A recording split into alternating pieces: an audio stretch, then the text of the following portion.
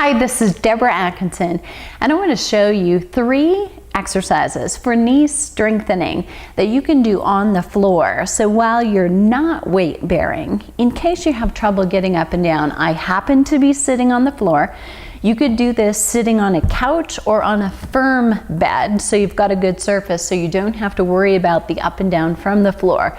Sometimes that's the irony of strengthening knee exercises. To do them, you have to compromise the knee to get there. This should be something that everybody can do.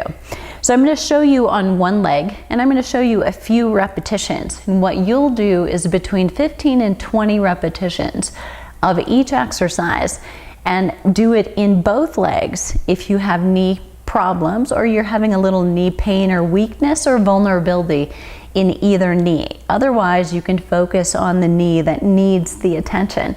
So the first one you're going to do, and I want to demonstrate this as well. So if I do this just sitting upright, I may compromise my back to do that. So I may want to lean back against a wall and just have the ability to have that support. The other knee I'm going to keep bent. So what I want you to do to start is just watch this kneecap, and if you're focusing closely, you're going to see that I contract the leg and then release. I'm contracting it and releasing it, and that's all that's going on. It's almost as if I'm thinking about pulling that kneecap up toward my hip and then releasing. And it's important that you let go of the muscle, because a part of what's happening is happening between my brain and those muscles. And I'm learning how to get a stronger contraction, and I'm also learning how to recruit more muscles in that knee area while I'm doing this. So this is a lot of times used in post-therapy or post-surgery physical therapy for knee replacement, knee surgeries of a lot of kinds. Those of us who want to avoid knee surgery will be good to do this as well to gain the strength in the first place. That's exercise 1. Exercise 2, I'm going to take that tightening, then lift it just a few inches off the floor, lower it down, and then release. Do that in 4 counts. So the first is tighten, then lift, lower down, and release. And I'll do that again better. Tighten, lift, lower, and release. Tighten, lift, lower, and release. Tighten, lift, lower, and release. Tighten, lift, lower, and release. And again, 15 to 20 of those. The third exercise on the floor, I'm using a partial foam roller. Sometimes you'll see them long would work, and a ball, like a child-sized ball or a medicine ball would also work here. The idea is we just want to prop the knee up. So my hip is low, my heel is on the ground, and the knee is just propped up a little bit so that you're going to use those same muscles and contract and straighten. Hold for a few seconds and then lower down. Contract to straighten, and I want you to really be thinking about tightening those muscles.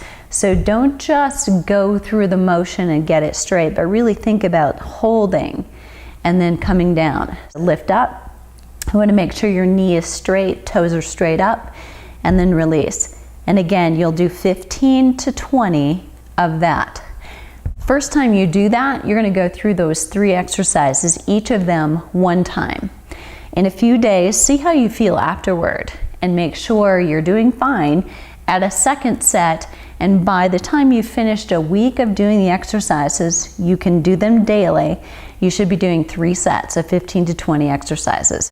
Now we're going to do 2 exercises in a standing position. What I want you to pay attention to are my hip joint, my knee joint, and my ankle joint and the alignment. So this is the leg that I was working. So I'm going to just be picking the other one up. I have a hand on the wall just for support if you need it. You want to try to make sure that your hips stay level, that you don't hike the standing leg or let it sink, either one. So here's where I'm going with this. You're going to take a single leg squat and then come back up. So you're flexing just a few inches and then lift and come back up. So it's weight shifted back to my heel, and then stand and press through the heel. So there is some work going on through the glute in this working leg, and a lot of times that's an important part of healing knee pain, is getting strength back in the hip where it should be, so you're not compromising the knee joint. As I look down from the top, I can see my toe all the time.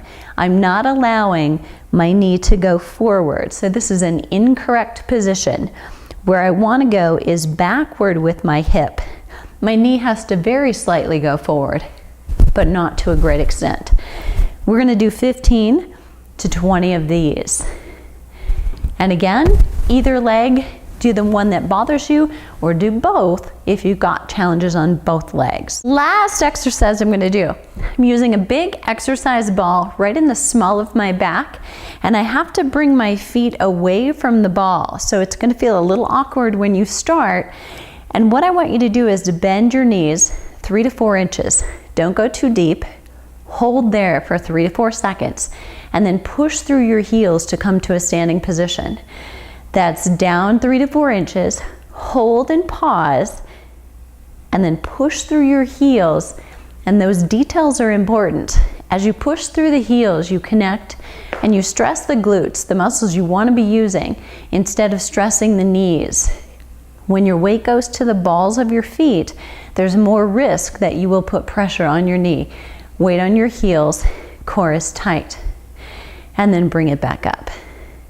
Lower down, hold here, draw that navel in, and lift. And you'll do 15 to 20 of these, or stop when you need to. 3 exercises to do on the floor, or a firm bed or couch, and 2 exercises to do in a standing position to strengthen the muscles surrounding the knee in order to take the pressure off of the knee joint itself. The feedback should be you're more comfortable going up and down stairs, more comfortable getting in and out of chairs, and you are feeling more stable rather than more vulnerable around that knee joint.